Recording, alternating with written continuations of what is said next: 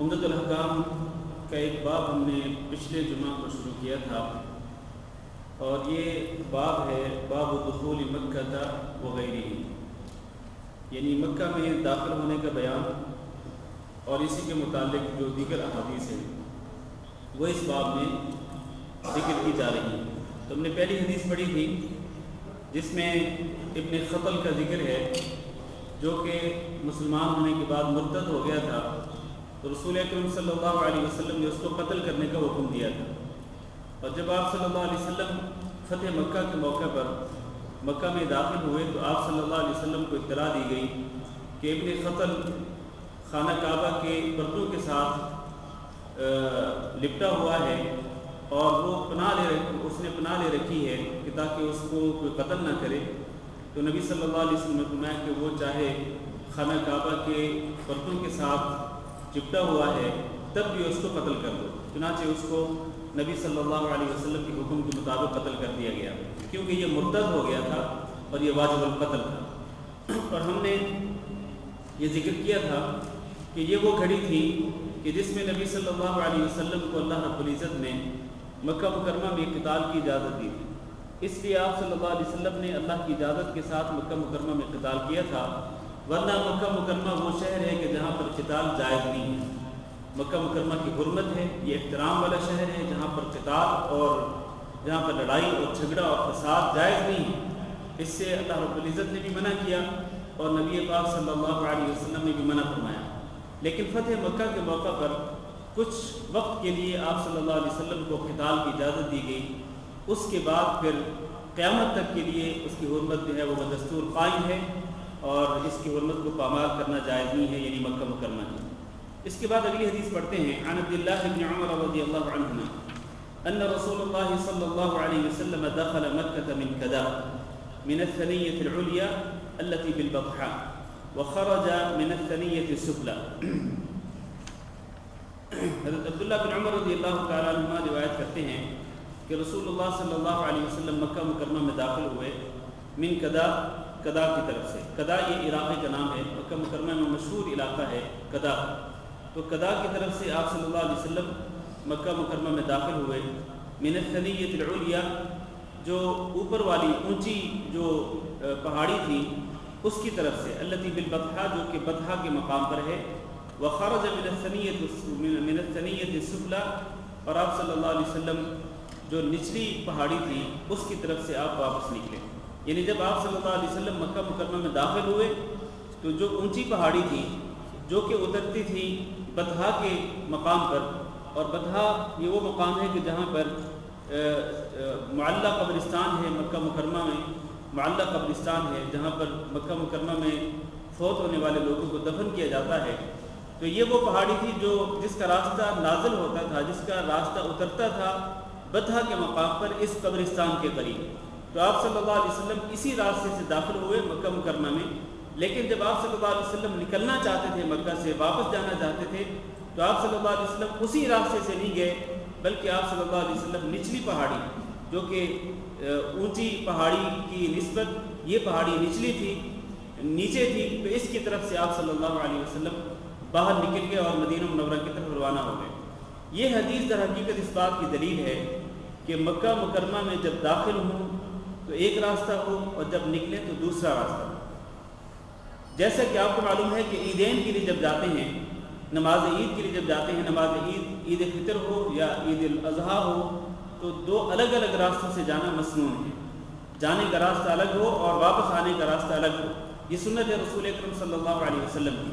بالکل اسی طرح سے مکہ مکرمہ میں جب داخل ہوں تو داخل ہونے کا راستہ الگ ہو اور وہاں سے واپس نکلنے کا راستہ جو ہے وہ دوسرا ہو، جیسے کہ رسول اللہ صلی اللہ علیہ وسلم نے یہ دو راستے اختیار کیے۔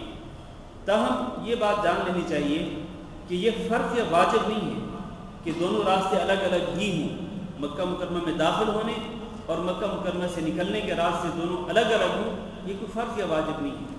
یہ رسول اکرم صلی اللہ علیہ وسلم نے اپنی کسی حکمت عملی کے تحت یہ دو راستے اختیار کیے، ورنہ یہ ضروری نہیں ہے آپ جس راستے سے داخل ہوں اسی راستے سے بھی واپس باہر جا سکتے ہیں، شرط اس میں کوئی قباحت نہیں ہے۔ اگلی حدیث پڑھتے ہیں۔ عن عبد اللہ بن عمر رضی اللہ عنہ قال دخل رسول الله صلى الله عليه وسلم البيت وأسامة بن زيد وبلال وعثمان بن طلحة فأغلقوا عليهم الباب فلما فتحوا كنت أول من ولج فلقيت بلالا فسألته هل صلى فيه رسول الله صلى الله عليه وسلم؟ قال نعم بين العمودين اليمانيين. حضرت عبداللہ بن عمر رضی اللہ عنہما روایت کرتے ہیں کہ رسول اللہ صلی اللہ علیہ وسلم بیت اللہ میں داخل ہوئے. البیت سے مراد بیت اللہ یعنی خانہ کعبہ ہے. خانہ کعبہ میں نبی پاک صلی اللہ علیہ وسلم داخل ہوئے. اور کون تھا آپ صلی اللہ علیہ وسلم کے ساتھ؟ اسامہ بن زید، بلال، عثمان بن طلحہ رضی اللہ عنہ مجمعین. یہ سارے صحابہ کرام، یہ تین تھے اور چوتھے نبی صلی اللہ علیہ وسلم تھے. یعنی 4 افراد خانہ کعبہ کے اندر داخل ہوئے. ایک رسول اللہ صلی اللہ علیہ وسلم اور ان کے ساتھ 3 صحابہ کرام جو کہ اسامہ بن زید، بلال اور عثمان بن طلحہ رضی اللہ عنہ تھے. جب یہ داخل ہوئے تو انہوں نے کیا کیا؟ فاغلقوا علیہم الباب، انہوں نے اپنے اوپر دروازہ بند کر لیا. اندر جانے کے بعد دروازہ بند کر دیا. فلما فتحوا، پھر جب انہوں نے دروازہ کھولا، كنت اول من ولج، تو عبداللہ بن عمر رضی اللہ تعالیٰ عنہ کہتے ہیں کہ میں سب سے پہلا شخص تھا جو خانہ کعبہ کے اندر داخل ہوا. یعنی دروازہ دوبارہ کھلنے کے بعد، چونکہ آپ صلی اللہ علیہ وسلم نے دروازہ اندر سے بند کر دیا تھا، جب دروازہ کھلا تو کھلنے کے بعد عبداللہ بن عمر کہتے ہیں میں سب سے پہلا شخص تھا کہ اندر داخل ہوا.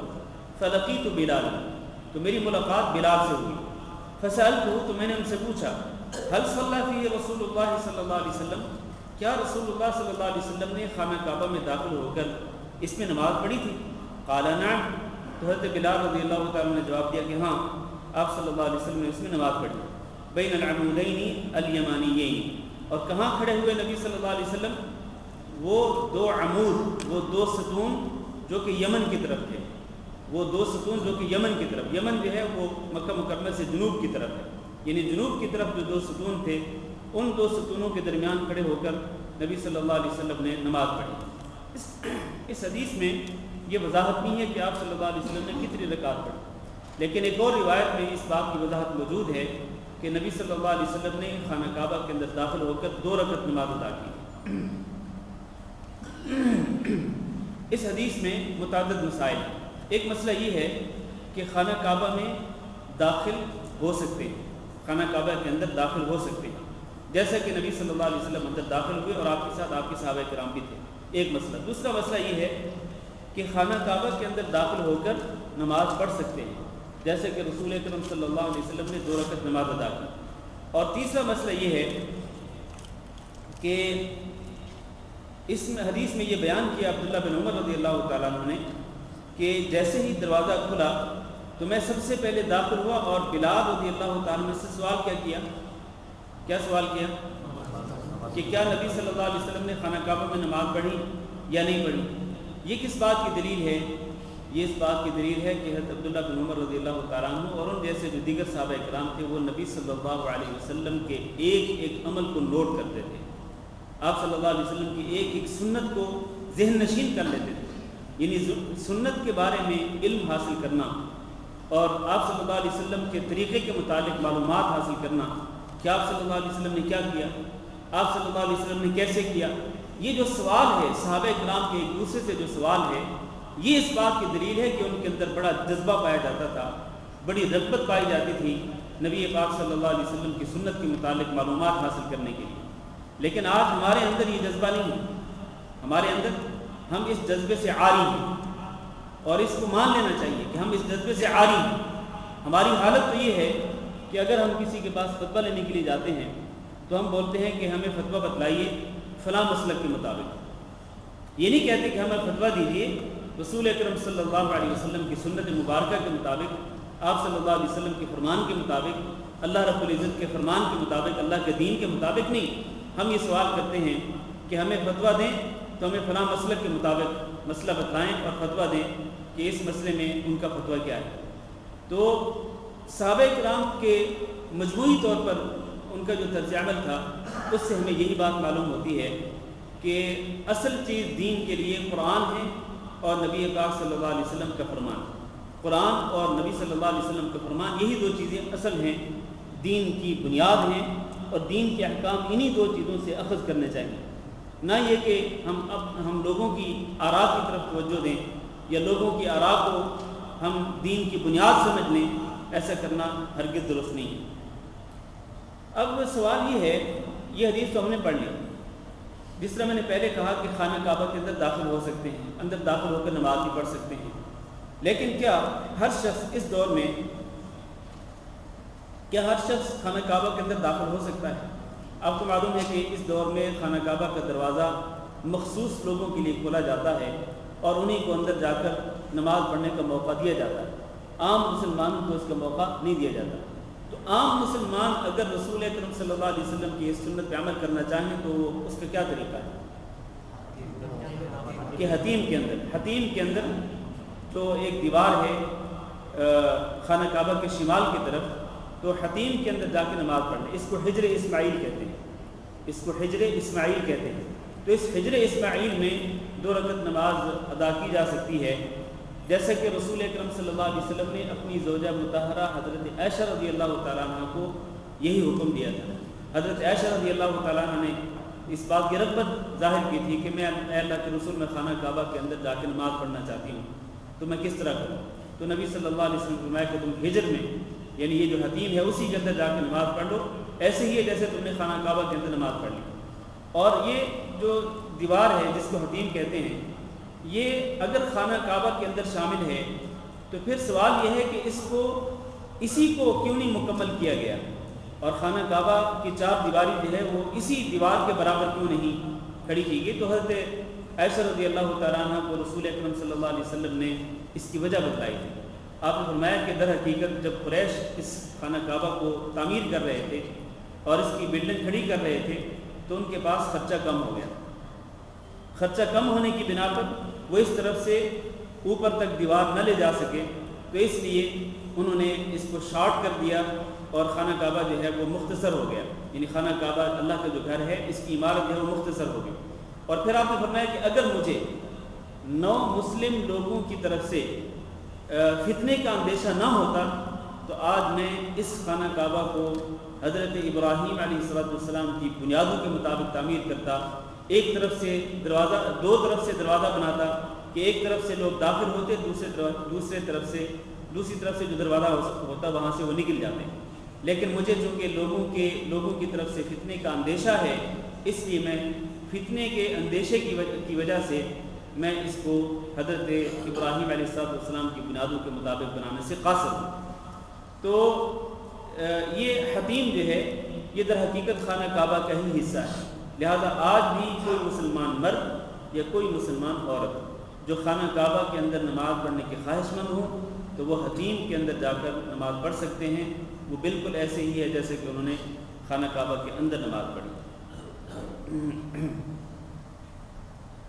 اس کے بعد اگلی حدیث عن عمر رضی اللہ عنہ، یہاں یہ بتلا دوں کہ خانہ کعبہ کے اندر اگر خانہ کعبہ کے اندر داخل ہونے کا موقع ملتا ہے، جو اصل خانہ کعبہ ہے اس کے اندر داخل ہونے کا اگر موقع ملتا ہے تو اندر جا کر کے کسی بھی طرف منہ کر کے نماز پڑھ سکتے ہیں، اندر کھڑے ہو کر کسی بھی طرف منہ کر کے نماز پڑھ سکتے ہیں، جس طرف بھی آپ رخ کریں گے اسی طرف خانہ کعبہ ہوگا، کیونکہ آپ خانہ کعبہ کی 4 دیواری کے اندر ہوں گے، تو اس میں کوئی حرج نہیں، کسی بھی طرف رخ کر لیں تو آپ کا رخ خانہ کعبہ کی طرف ہی ہوگا۔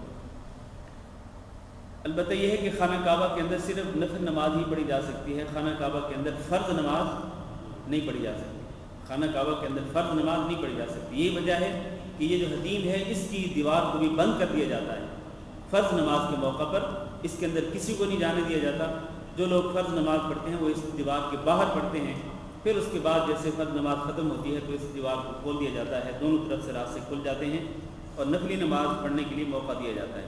اگلی حدیث پڑھتے ہیں عن عمر رضی اللہ عنہ انه جاء الى الحجر الاسود وقبله وقال اني لا اعلم انك حجر لا تضر ولا تنفع ولولا اني رايت النبي صلى الله عليه وسلم يقبلك ما قبلتك۔ عمر رضی اللہ تعالیٰ عنہ بیان کرتے ہیں کہ وہ حجر اسود کی طرف آئے، فقبلہ، انہوں نے اس کا بوسہ لیا۔ کس کا بوسہ لیا حضرت عمر نے؟ حجر اسود کا۔ حجر اسود یہ کون سا پتھر ہے؟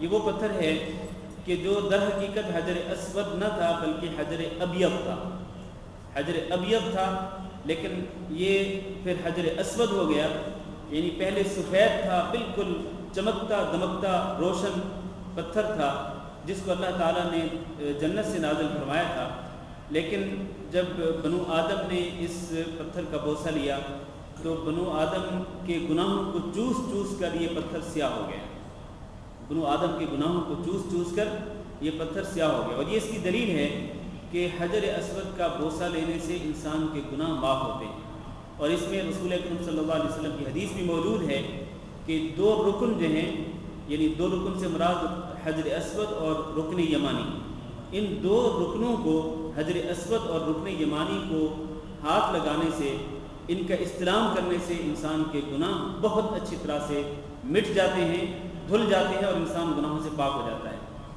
تو حضرت عمر رضی اللہ تعالیٰ عنہ جب حجر اسود کی طرف آئے تو انہوں نے اس کا بوسہ لیا، اور یہ بھی یاد رہنا چاہیے کہ حجر اسود قیامت کے دن آئے گا، اللہ رب العزت حجر اسود کو 2 آنکھیں دیں گے اور حجر اسود کو 1 زبان دیں گے، حجر اسود کو 2 آنکھیں دیں گے اور 1 زبان دیں گے۔ تو یہ حجر اسود جو ہے یہ بول کر کے گواہی دے گا اس شخص کے حق میں جس نے حق کے ساتھ اس حجر اسود کا بوسہ لیا ہوگا یا اس کا استلام کیا ہوگا، تو اس کے حق میں یہ حجر اسود جو ہے وہ قیامت کے دن گواہی دے گا۔ تو اور اس میں کوئی عجوبہ نہیں ہے، کوئی حیرت نہیں ہے کہ یہ پتھر جو ہے وہ بھی بولے گا۔ دیکھیں اللہ رب العزت تو ہر چیز پر قادر ہے، اللہ تعالیٰ پتھر کو بھی بلوانا چاہے تو بلوا سکتا ہے، پتھر کو بھی اللہ رب العزت قوت کلام دینا چاہے تو دے سکتا ہے۔ تو یہ پتھر قیامت کے دن ان لوگوں کے حق میں گواہی دے گا جنہوں نے حق کے ساتھ دنیا کے اندر اس کا بوسہ لیا ہوگا یا اس کا استلام کیا ہوگا۔ تو عمر رضی اللہ تعالیٰ عنہ نے جب اس کا بوسہ لیا تو کہنے لگے انی لأعلم انک حجر، مجھے معلوم ہے کہ تم ایک پتھر ہو، یعنی حجر اسود کو مخاطب ہو کر کے فرمایا کہ مجھے معلوم ہے کہ تم ایک پتھر ہو، لا تضر ولا تنفع، تم نہ نقصان پہنچا سکتے ہو اور نہ نفع پہنچا سکتے ہو، ولولا انی رأیت النبی صلی اللہ علیہ وسلم یقبلک ما قبلتک، اور اگر میں نے نبی صلی اللہ علیہ وسلم کو نہ دیکھا ہوتا کہ آپ صلی اللہ علیہ وسلم نے تمہارا بوسہ لیا تھا، اگر میں نے یہ نہ دیکھا ہوتا تو میں تمہارا بوسہ کبھی نہ لیتا۔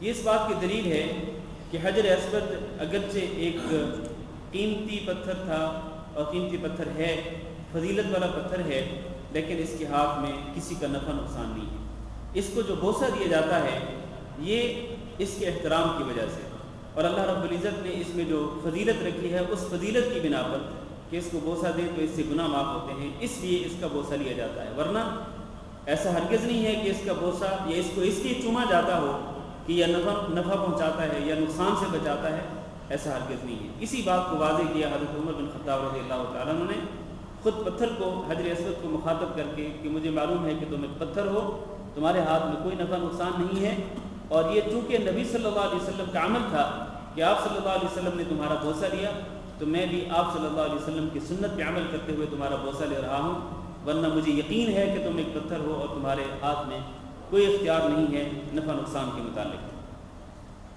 اور اس سے ہمیں یہ بھی سمجھنا چاہیے کہ جب حجر اسود جو ہے، حجر اسود جب اس کو کوئی اختیار حاصل نہیں ہے نفع نقصان کا، حالانکہ یہ پتھر جنت سے نازل ہوا ہے اور اس کی بڑی فضیلت بھی ہے، جب اس پتھر کو کوئی فضیلت حاصل نہیں ہے تو کسی بھی دربار اور مزار پر جو پتھر لگائے گئے ہیں کیا ان پتھروں میں یہ اختیار ہے نفع نقصان کا؟ تو لوگ کیوں جا کے ان کو چومتے ہیں؟ ان پتھروں کو جا کے چومتے ہیں کہ جو کسی دربار یا مزار پر لگائے گئے ہوتے ہیں۔ قیمتی پتھر لگائے جاتے ہیں درباروں اور مزاروں پر، کروڑوں کا خرچ کیا جاتا ہے، اور لوگ جا کے ان پتھروں کو چومتے ہیں، اور وہ کس عقیدے سے چومتے ہیں؟ اسی عقیدے کے ساتھ کہ یہاں سے نفع ملے گا اور یہاں سے نقصان سے بچ سکتے ہیں۔ وہاں پر جو لوگ مدفون ہیں، وہ لوگ مدفون ہیں تو انہی کے متعلق ان کا نظریہ ہوتا ہے کہ یہاں سے اولاد بھی ملتی ہے، یہاں سے حاجتیں پوری ہوتی ہیں، یہاں سے مشکلیں ٹلتی ہیں، اور پھر انہی سے امیدیں وابستہ کرتے ہیں اور انہی کا خوف اپنے دلوں میں بساتے ہیں۔ تو یہ ساری چیزیں شرکیہ چیزیں ہیں، یہ اعمال شرکی اعمال ہیں۔ جب حجر اسود میں یہ اختیار نہیں نفع نقصان کا، تو دنیا کے کسی اور پتھر میں یہ نفع نقصان کیسے ہو سکتا ہے، یا یہ اختیار ان کے اندر کسی پتھر کے اندر کیسے ہو سکتا ہے؟ یقیناً نہیں ہو سکتا۔ اگلی حدیث پڑھتے ہیں۔ عن عبداللہ بن عباس رضی اللہ عنہما قال قدم رسول الله صلى الله عليه وسلم وأصحابه فقال المشركون إنه يقدم عليكم قوم قد وهنتهم حمى يثرب فأمرهم النبي صلى الله عليه وسلم أن يرملوا الأشواط الثلاثة وأن يمشوا ما بين الركنين ولم يمنعهم أن يرملوا الأشواط كلها إلا الإبقاء عليهم. اس حدیث میں ایک مسئلہ بیان کیا جا رہا ہے. وہ مسئلہ یہ ہے کہ طواف قدوم جو ہوتا ہے، یعنی جو پہلا طواف جا کے کرتے ہیں مکہ مکرمہ میں، وہ چاہے عمرے کا طواف ہو یا وہ طواف قدوم ہو، یعنی اگر کسی نے حج افراد کرنا ہے تو حج افراد کرنے والا شخص پہلے جا کے طواف قدوم کرتا ہے. تو جو سب سے پہلا طواف ہوتا ہے اس طواف کے پہلے 3 چکروں میں رمل ہوتا ہے. رمل کس کو کہتے ہیں؟ اپنے کندھوں کو ہلاتے ہوئے تیز چلنا. اپنے کندھوں کو ہلاتے ہوئے جیسے انسان اپنی قوت کا مظاہرہ کرتا ہے، تو قوت کا مظاہرہ کرتے ہوئے تیز قدموں کے ساتھ چلنا، اس کو رمل کہتے ہیں. تو رمل کا مسئلہ اس حدیث کے اندر بیان کیا جا رہا ہے. حضرت عبداللہ بن عباس رضی اللہ عنہما کہتے ہیں کہ رسول اللہ صلی اللہ علیہ وسلم اور آپ کے ساتھی تشریف لائے. قدیم رسول اللہ، قدیم کا معنی ہے قدوم کہتے ہیں آنے کو، کہ رسول اللہ صلی اللہ علیہ وسلم آئے اور آپ کے ساتھی بھی آئے. فقال المشرکون، تو مشرکین کہنے لگے انہ یقدم علیکم قوما، کہ بے شک تمہارے پاس وہ لوگ آئے ہیں قد وہنتہم حمی یثرب، کہ جن کو یثرب کے بخار نے، یثرب کی بیماری نے کمزور کر ڈالا ہے. یعنی مشرکین مسلمانوں کو دیکھ کر کہنے لگے کہ مسلمان کمزور ہیں، لاغر ہیں، اور ان کو یثرب کس کا نام تھا؟ مدینہ منورہ، کہ مدینہ منورہ کے جو لوگ آئے ہیں مدینہ منورہ کے بخار نے اور وہاں کی بیماریوں نے ان کو کمزور کر ڈالا ہے. تو یہ ایک ظاہر ہے کہ یہ ایک عزت کا مسئلہ تھا. یعنی مشرکین کے سامنے مسلمانوں کی جو کمزوری ہے یقیناً یہ قابل برداشت نہیں تھی. تو نبی صلی اللہ علیہ وسلم نے جب یہ بات سنی تو فامرهم النبی، تو نبی صلی اللہ علیہ وسلم نے ان کو حکم دیا ان یرملوا الاشواط الثلاثہ، کہ وہ 3 چکروں میں رمل کریں. جس طرح میں نے پہلے کہا، اپنے کندھوں کو ہلاتے ہوئے، اپنی قوت کا مظاہرہ کرتے ہوئے اور تیز قدموں کے ساتھ چلیں. اور یہ جو انداز ہے چلنے کا، رمل میں جو انداز ہے چلنے کا، یقیناً یہ انداز وہ شخص اختیار کرتا ہے کہ جو طاقتور ہو، مضبوط ہو، اور وہ بالکل جس طرح ایک مرا ہوا انسان ہوتا ہے نا، یعنی مرا ہوا نہیں، ویسے ایک زندہ انسان کی بعض اوقات ایسے لگتے ہیں جیسے مرا ہوا ہے، تو بالکل کمزور اور لاغر انسان جو ہوتا ہے، تو اس جیسی چال جو ہے وہ یقیناً نبی صلی اللہ علیہ وسلم کو پسند نہیں تھی اس موقع پر، کیونکہ اس موقع پر در حقیقت مشرکین کو اپنی قوت دکھلانی تھی. تو آپ صلی اللہ علیہ وسلم نے حکم دیا کہ پہلے 3 جو چکر ہیں، ان 3 چکروں میں وہ اپنی قوت کا مظاہرہ کرتے ہوئے تیز قدموں کے ساتھ چلیں، رمل کریں. وَأَن يَمْشُوا مَا بَيْنَ الرُّكْنَيْنِ، اور یہ رمل کہاں سے کہاں تک ہو؟ یہ رمل حجر اسود سے لے کر رکن یمانی تک ہو. جہاں تک 2 رکنوں کے درمیان کا فاصلہ ہے، یعنی رکن یمانی اور حجر اسود کے درمیان کا جو فاصلہ ہے، اس فاصلے پر اگر وہ چلنا چاہیں تو چل سکتے ہیں. اس کا حکم دیا نبی صلی اللہ علیہ وسلم نے. اس کی وجہ کیا تھی؟ اس کی وجہ یہ تھی کہ یہ جو سمت ہے خانہ کعبہ کی، جو جنوبی سمت ہے، یعنی جس سمت رکن یمانی اور حجر اسود ہے، یہ جنوبی سمت ہے خانہ کعبہ کی. تو آپ صلی اللہ علیہ وسلم نے کہا کہ آپ 3 چکروں میں رمل کریں، لیکن حجر اسود سے لے کر رکن یمانی تک کریں. پھر رکن یمانی سے حجر اسود تک کا جو فاصلہ ہے، یہ آپ چل کر کے عام نارمل جو رفتار ہے اس میں آپ 3 چکر لگائیں، باقی جو طواف کو مکمل کریں. اس کی وجہ کیا تھی؟ وجہ یہ تھی کہ یہ جو مشرکین تھے جنہوں نے یہ الزام جڑا تھا مسلمانوں کے خلاف کہ یہ بالکل کمزور ہو چکے ہیں اور یثرب کی بیماریوں نے ان کو کمزور کر ڈالا ہے، وہ در حقیقت شمال کی طرف تھے. وہ کہاں تھے؟ وہ جنوب کی طرف نہ تھے بلکہ وہ شمال کی طرف تھے. تو نبی صلی اللہ علیہ وسلم نے ان کو اجازت دے دی کہ باقی طواف جو ہے خاص طور پر ان کے سامنے سے گزرتے ہوئے یہ قوت کا مظاہرہ کرتے ہوئے چلیں، رمل کرتے ہوئے دوڑ کر آئیں، لیکن جب یہ دوسری سمت کی طرف آئیں تو وہاں پر نارمل رفتار سے چل کر جائیں، کیونکہ وہاں پر اس جگہ پہ مشرکین مکہ مسلمانوں کو دیکھ نہیں سکتے تھے. وہ خانہ کعبہ کی آڑ میں آتے تھے یہ اس جگہ پر. اس کے بعد فرماتے ہیں وَلَمْ يَمْنَعْهُمْ أَن يَرْمُلُوا الْأَشْوَاطَ كُلَّهَا، اور نبی صلی اللہ علیہ وسلم نے ان کو تمام چکر رمل کے ساتھ مکمل کرنے سے نہیں روکا الا الابقاء علیہم، سوائے اس بات کے کہ آپ صلی اللہ علیہ وسلم ان پر شفقت کرتے تھے، ان کے ساتھ نرمی کرتے تھے. یعنی نرمی اور شفقت کا تقاضا یہ تھا کہ آپ صلی اللہ علیہ وسلم نے صرف 3 چکر جو ہیں وہ رمل کے ساتھ مکمل کرنے کا حکم دیا، اور باقی جو 4 چکر ہیں وہ عام رفتار میں مکمل کرنے کا حکم دیا. اس میں جو چیز مد نظر تھی نبی صلی اللہ علیہ وسلم کے وہ یہی تھی کہ آپ شفقت کر رہے تھے اور ترس کھا رہے تھے، نرمی کا رویہ اختیار کر رہے تھے اپنے ساتھیوں کے ساتھ، کہ تاکہ ان کے لیے 7 چکر اگر آپ صلی اللہ علیہ وسلم حکم دیتے کہ 7 چکر رمل کے ساتھ مکمل کرنے ہیں تو یقیناً اس میں مشقت ہوتی صحابہ کرام کے لیے، اور یقیناً یہ حکم آپ صلی اللہ علیہ وسلم کا بھاری ثابت ہوتا. تو آپ صلی اللہ علیہ وسلم نے ان پر شفقت کرتے ہوئے صرف 3 چکر رمل کے ساتھ مکمل کرنے کا حکم دیا، اور باقی جو چکر ہیں 4 ان کو نارمل عام رفتار سے مکمل کرنے کا حکم دیا. خلاصہ یہ ہے کہ اس حدیث سے ہمیں جو حکم معلوم ہوتا ہے وہ یہ ہے کہ جو پہلا طواف ہے وہ طواف عمرہ ہو یا طواف قدوم ہو، اس طواف کی ایک خصوصیت یہ ہے کہ اس کے پہلے 3 چکروں کو رمل کے ساتھ مکمل کرنا ہوتا ہے. اور رمل کا حکم جو ہے یہ کس کے لیے ہے؟ یہ مردوں کے لیے ہے، یہ عورتوں کے لیے نہیں. عورتوں کے لیے یہ نہیں ہے کہ وہ بھی اسی طرح قوت کا مظاہرہ کریں، نہیں، یہ صرف مردوں کے لیے.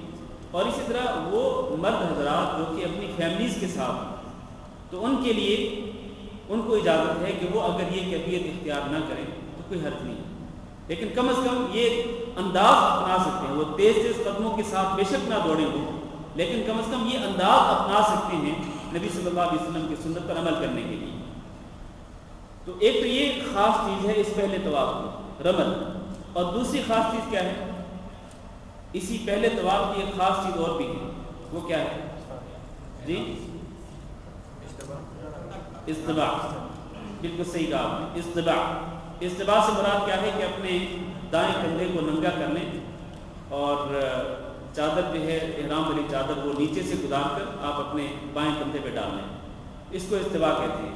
یہ جو استباع کی کیفیت ہے یہ بھی صرف اسی طواف کے اندر ہے جس میں رمل ہوتا ہے، جس میں رمل ہے اسی طواف کے اندر. اور یہ استباع 7 چکروں میں ہوتا ہے، صرف 3 چکروں میں نہیں بلکہ 7 چکروں میں ہوتا ہے استباع. دائیں کندھے کو ننگا کرنے کی کیفیت 7 چکروں میں ہے، اور یہ صرف اسی طواف میں، اس طواف سے پہلے بھی نہیں ہے اور اس طواف کے بعد بھی نہیں ہے. آپ نے دیکھا ہوگا کئی لوگ جو ہیں وہ میقات سے جیسے ہی احرام باندھتے ہیں تو وہیں سے ہی وہ اپنا دائیں کندھا ننگا کر لیتے ہیں. اور اچھا کئی لوگوں کو آپ نے یوں بھی دیکھا ہوگا کہ وہ صفا مروہ کی صحیح کر رہے ہیں تو وہاں بھی انہوں نے یہ دائیں کندھا ننگا کیا ہوا ہے، استباع کے ساتھ وہ صحیح کر رہے ہوتے ہیں. تو یہ بالکل غلط ہے اور یہ جہالت ہے لوگوں کی. تو ایسا ہرگز نہیں کرنا چاہیے، بلکہ جیسے ہی پہلا طواف مکمل کریں، 7 چکر مکمل کر لیں تو اس کے بعد اس کندھے کو کور کر لینا چاہیے، اور پھر اس کے بعد 2 رکعتیں پڑھنی چاہیے جو کہ صفا مروہ جو کہ مقام ابراہیم کے سامنے پڑھنی ہوتی ہیں. تو ان رکعتوں کو کس حالت میں پڑھنا چاہیے؟ اس حالت میں کہ یہ دونوں کندھے کور ہونے چاہیے.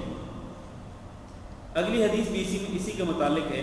عن عبد الله بن عمر رضي الله عنهما قال رأيت رسول الله صلى الله عليه وسلم حين يقدم مكة إذا استلم الركن الأسود أول ما يطوف يخب 3 أشواط. عبداللہ بن عمر رضی اللہ تعالیٰ عنہ بیان کرتے ہیں، کہتے ہیں کہ میں نے دیکھا رسول اللہ صلی اللہ علیہ وسلم کو جب آپ تشریف لائے مکہ مکرمہ میں، تو اذا استلم الرکن الاسود، جب آپ نے رکن اسود کو ہاتھ لگایا یا اس کا استلام کیا. رکن اسود سے مراد کیا ہے؟ وہی حجر اسود. حجر اسود کو جب آپ صلی اللہ علیہ وسلم نے ہاتھ لگایا یا اس کا استلام کیا، اول ما یطوف، جیسے ہی آپ نے طواف شروع کیا تو یخب 3 اشواط، تو آپ صلی اللہ علیہ وسلم نے 3 چکر دوڑ کر مکمل کیے. یخب کا معنی دوڑنا ہے، کہ دوڑ کر رمل کے ساتھ آپ صلی اللہ علیہ وسلم نے 3 چکر مکمل کیے.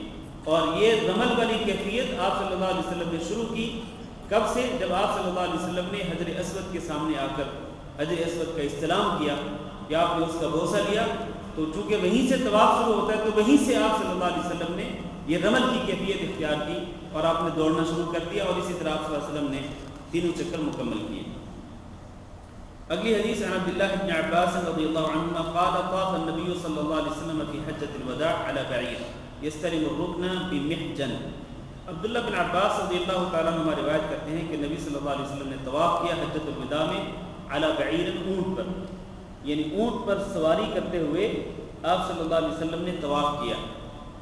یستلم الرکن بمحجن، اور جب آپ نے چونکہ آپ سوار تھے اونٹ پر تو رکن یعنی حجر اسود جو ہے اس کا استلام کس طرح کرتے تھے؟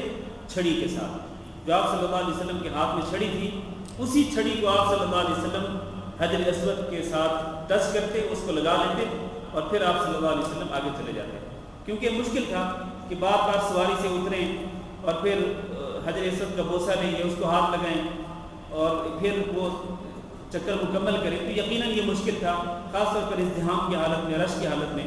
تو نبی صلی اللہ علیہ وسلم نے اپنی سواری پر بیٹھے ہوئے ہی اپنی چھڑی کے ساتھ استلام کیا، چھڑی لگائی حجر اسود کے ساتھ، اس کو ٹچ کیا اور پھر آپ صلی اللہ علیہ وسلم آگے چلے گئے. یہ اس بات کی دلیل ہے، یہ حدیث اس بات کی دلیل ہے کہ طواف سوار ہو کر بھی کر سکتے ہیں، سواری کے اوپر سوار ہو کر طواف کر سکتے ہیں، اس میں کوئی حرج نہیں. یعنی یہ ضروری نہیں ہے کہ آپ پیدل چل کر ہی طواف کریں، نہیں، بلکہ سواری پر سوار ہو کر بھی طواف کر سکتے ہیں، جیسے کہ رسول اللہ صلی اللہ علیہ وسلم نے اونٹ پر سواری کرتے ہوئے طواف کیا بیت اللہ شریف کا. یہ ایک مسئلہ ہے اس حدیث کے اندر. دوسرا مسئلہ یہ ہے کہ اگر دیکھیں حجر اسود کا جو استلام ہے اس کے 3 مراتب ہیں. حجر اسود کا جو استلام ہے اس کے 3 درجے ہیں. پہلا درجہ یہ ہے کہ آپ حجر اسود کے پاس جائیں اور اس کا بوسہ لیں، یہ پہلا درجہ ہے اور یہ سب سے افضل ہے. اگر آپ کو اس کا موقع نہیں ملتا، اگر آپ کو اس کا موقع نہیں ملتا اور آپ حجر اسود کے قریب ہیں تو آپ کم از کم حجر اسود کو ہاتھ لگا لیں اور ہاتھ کو چوم لیں. یہ دوسرا مرتبہ ہے، یہ دوسرا درجہ ہے. تیسرا درجہ یہ ہے کہ آپ قریب نہیں ہیں، آپ دور ہیں. اب آپ نے کیا کرنا ہے؟ اب آپ دائیں ہاتھ کے ساتھ اشارہ کریں، دائیں ہاتھ کے ساتھ. لوگ دونوں ہاتھوں کے ساتھ اشارہ کر رہے ہوتے ہیں اور یہ بالکل غلط ہے. صرف دائیں ہاتھ کے ساتھ اشارہ کریں اور زبان سے کہیں بسم اللہ اللہ اکبر اور پھر آپ آگے چلے جائیں. جب آپ دائیں ہاتھ کے ساتھ اشارہ کریں گے تو اشارہ کر کے اپنے ہاتھ کو نہیں چومنا، نہیں، ہاتھ کو چومنا تب ہے جب آپ حجر اسود کو ہاتھ لگا لیں تو، ورنہ اگر آپ دور سے اشارہ کر رہے ہیں تو پھر ہاتھ کو نہیں چومنا ہے. اور زبان سے بسم اللہ اللہ اکبر کہنا جو ہے یہ بوسہ دیتے ہوئے بھی ہے، بوسہ لیتے ہوئے اور اسی طرح ہاتھ لگاتے ہوئے اور اسی طرح دور سے اشارہ کرتے ہوئے، تینوں حالتوں میں بسم اللہ اللہ اکبر کہنا چاہیے اور پھر بندے کو آگے بڑھ جانا چاہیے. یہ حجر اسود کے متعلق جو میں نے استلام کے جو 3 مراتب وہ ذکر کیے. جہاں تک رکن یمانی کا تعلق ہے تو رکن یمانی کا جو استلام ہے اس کا ایک ہی مرتبہ ہے، ایک ہی درجہ ہے، اور وہ کیا ہے؟ وہ یہ ہے کہ اگر آپ کو موقع ملتا ہے تو ہاتھ لگا لیں، وہاں بوسہ نہیں دینا بلکہ ہاتھ لگا لیں اور ہاتھ لگا کے آگے چلے جائیں. اور اگر اس کا موقع نہیں ملتا تو پھر نہ اشارہ کرنا ہے اور نہ ہاتھوں کو چومنا ہے، کچھ بھی نہیں کرنا بلکہ آگے چلے جانا ہے. تو یہ رکن یمانی اور رکن حجر اسود جو ہے اس کو استلام کرنے کے بعض احکامات میں نے آپ کے سامنے ذکر کر دیے. آخری حدیث پڑھنے اس باب میں. عن عبد الله بن عمر رضی اللہ عنہما قال لم ارى النبي صلی اللہ علیہ وسلم يستلم من البيت عند الركنين اليمانيين. عبداللہ بن عمر رضی اللہ تعالیٰ عنہ کہتے ہیں کہ میں نے نہیں دیکھا نبی صلی اللہ علیہ وسلم کو کہ آپ نے استلام کیا ہو بیت اللہ شریف سے الا رکنین الیمانیین، سوائے 2 رکنوں کے جو کہ یمن کی طرف ہیں. صرف ان 2 رکنوں کا آپ صلی اللہ علیہ وسلم نے استلام کیا، اور ان 2 رکنوں سے مراد میں پہلے بھی بتا چکا ہوں، رکن یمانی اور دوسرا حجر اسود. ان 2 کا ہی آپ نے استلام کیا، یعنی آپ صلی اللہ علیہ وسلم نے حجر اسود کا بوسہ لیا یا پھر آپ نے ہاتھ لگا کر اس کو چوم لیا اور رکن یمانی کو آپ نے ہاتھ لگایا، اس کو استلام کہتے ہیں. تو یہ استلام جو ہے نبی صلی اللہ علیہ وسلم نے پورے خانہ کعبہ میں سے سوائے ان 2 رکنوں کے کسی اور جگہ کا نہیں کیا. آپ نے دیکھا ہوگا آج بھی لوگ جو ہیں وہ خانہ کعبہ کے چاروں طرف ہاتھ لگا رہے ہیں، اور صرف ہاتھ ہی نہیں بلکہ جناب احرام کی چادر جو ہے وہ بھی خانہ کعبہ کے ساتھ لگاتے ہیں، یا مثلا جان بھاگ اٹھائی ہوئی تو اس کو خانہ کعبہ کے ساتھ لگائیں گے، یا مثلا کوئی کپڑا پہنا ہوا ہے رومال وغیرہ تو اس کو خانہ کعبہ کے ساتھ لگائیں گے. تو چاروں طرف سے وہ ہاتھ لگانے کی کوشش کرتے ہیں. تو حضرت عبداللہ بن عمر رضی اللہ تعالیٰ عنہ کیا کہتے ہیں کہ میں نے نبی صلی اللہ علیہ وسلم کو صرف 2 رکن جو ہیں، رکن یمانی اور حجر اسود، صرف ان کا استلام کرتے ہوئے دیکھا ہے. اس کے علاوہ میں نے نبی صلی اللہ علیہ وسلم کو خانہ کعبہ کے کسی اور حصے کا احترام کرتے ہوئے میں نے آپ کو نہیں دیکھا. لہٰذا اس طرح نہیں کرنا چاہیے جس طرح کے لوگ کرتے ہیں کہ ہر طرف سے تورک کے لیے ہاتھ پھیرتے ہیں یا ہاتھ لگاتے ہیں یا کپڑے لگاتے ہیں. یہ خیال ہوتا ہے کہ یہ کپڑے بابرکت ہو جائیں گے، تو یہ درست نہیں ہے.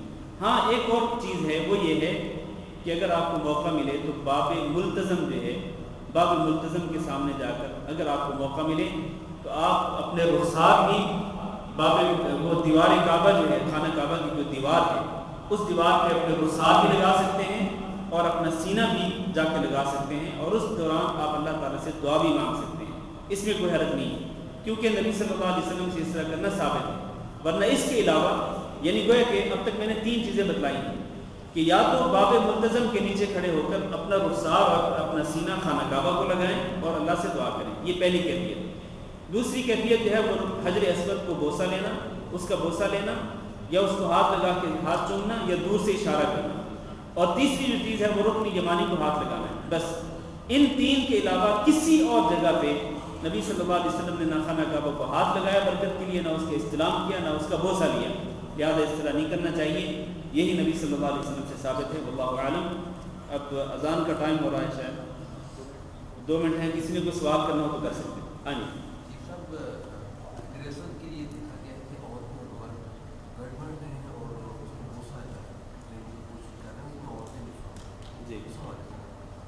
ہاں یہ واقعی اس دور کا بہت بڑا المیہ ہے کہ بہت زیادہ ازدحام ہوتا ہے، دھکے بازی ہوتی ہے، وہاں پر مرد بھی ہوتے ہیں، خواتین بھی ہوتی ہیں، حتیٰ کہ بعض لوگ بیچارے زخمی بھی ہو جاتے ہیں. آپ نے شاید دیکھا ہو کئی لوگ زخمی ہو جاتے ہیں. اس قدر دھکے ہوتے ہیں، دھکے لگتے ہیں، اس قدر لوگ اپنی قوت کا مظاہرہ کرتے ہیں کہ کئی لوگ بیچارے زخمی ہو جاتے ہیں بوسہ لیتے ہوئے، اور خاص طور پر عورتیں جو ہیں وہ اس کی زد میں آتی ہیں. تو ایسا ہرگز نہیں ہونا چاہیے. خصوصاً عورتوں کو اس طرح کے رش والے جو مقامات ہوتے ہیں وہاں سے دور رہنا چاہیے.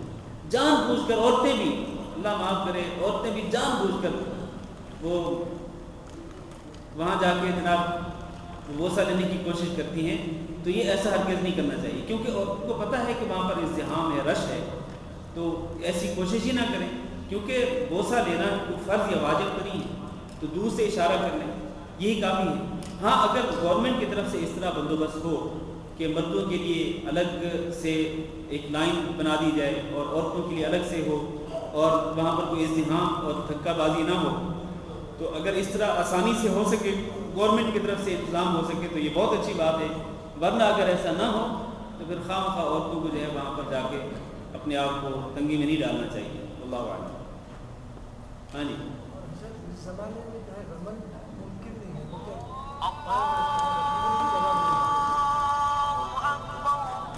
رمل اس دور میں بھی ممکن ہے اگر بہت زیادہ ازدحام نہ ہو. اگر بہت زیادہ ازدحام ہو تو پھر اس کی کیفیت یہ ہے کہ آپ صرف کیفیت ہی اختیار کر لیں. ہاں بس اپنے کندھوں کو ہلا لیں تو اس سے سنت پوری ہو سکتی ہے. چاہے آپ تیز قدموں کے ساتھ نہ بھی دوڑ سکیں تو کوئی حرج نہیں. کیفیت وہ اپنا لیں اپنے کندھوں کو ہلانے کی، تو سنت پہ عمل ہو جائے گا. اللہ اعلم. آئیں جی.